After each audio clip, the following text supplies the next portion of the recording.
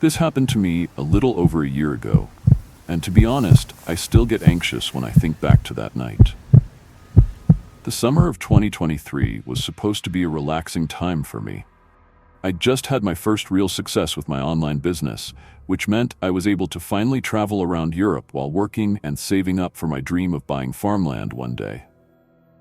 It started off amazing. I spent a few months in Malta, then moved on to Budapest, visiting some friends who were studying abroad. I'm originally from Germany, and I was enjoying every moment of this break from the freezing, miserable winters back home. Everything was going great, but little did I know, the summer was about to take a dark turn. By the time I made my way to Varna in Bulgaria to visit a friend named Ben, I was already feeling the freedom of being on my own in these new places.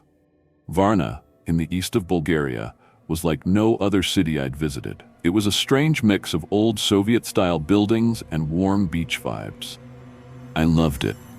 The people were kind, and the weather was hot, just what I needed after months of cold. I spent most of my time at the beach, in the parks, and at the local clubs. It was the kind of place where you could make friends with strangers in an instant, and every weekend was an excuse to party. But one night changed everything. It was another late night out with Ben and his friends.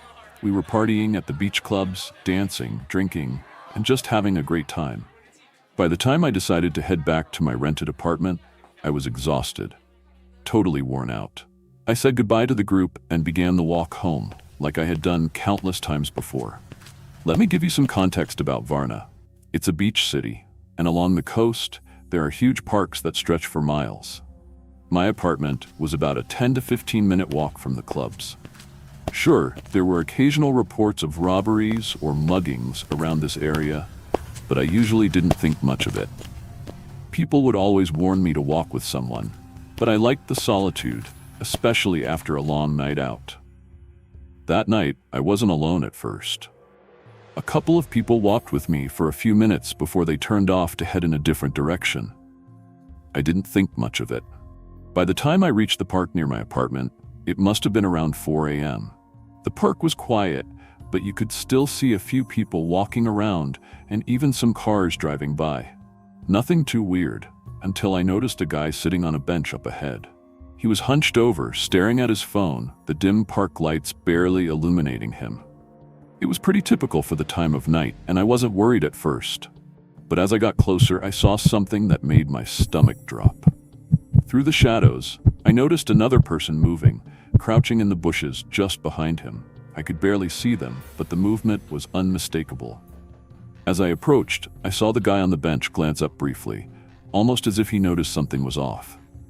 But before he could react, I saw the person behind him come charging out from the bushes. They were running straight at the man with a large rock held high above their head.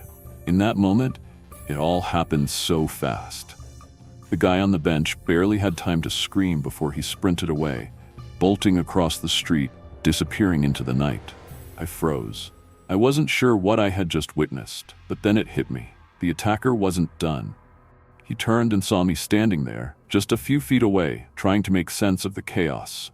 And then my heart sank as I watched him raise that rock again. An eerie, maniacal grin spreading across his face. I pulled off my headphones, adrenaline flooding my body. Without thinking, I turned and ran as fast as I could, pumping my legs with everything I had. I could hear him behind me, his footsteps getting closer and closer. He was following me, not far behind. I darted across the street, sprinting around a block, praying I could find somewhere to hide. Finally, I spotted a small kebab shop, the kind that's open all night. I ran inside without hesitation, my chest heaving. The workers inside were shocked by my frantic appearance, but I didn't have time to explain. It wasn't until I looked over my shoulder that I saw him.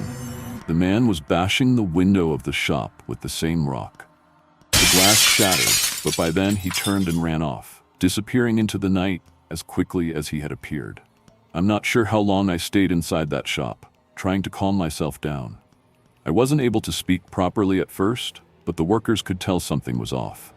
After what felt like forever, I stepped back out, still shaking. The real kicker? I later found out that a murder had been committed in the same park just a year earlier. Someone had been bludgeoned with a rock and then stabbed multiple times. The same area, the same park. I've never been so thankful in my life that I had been there at that exact moment.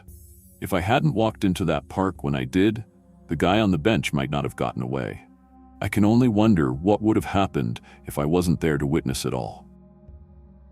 After it was all over, I went straight home. I locked every door, checked every window, and I couldn't sleep. My body was so tense from the shock that I ground my teeth in my sleep, waking up to a fractured tooth the next morning. It's a situation I'll never forget, and it taught me one thing. There are moments in life when you're in the wrong place at the wrong time. So, to anyone listening, stay safe and never walk alone at night in a foreign city. I thought I could handle it, but in the end, sometimes it's not about being tough. It's about being lucky.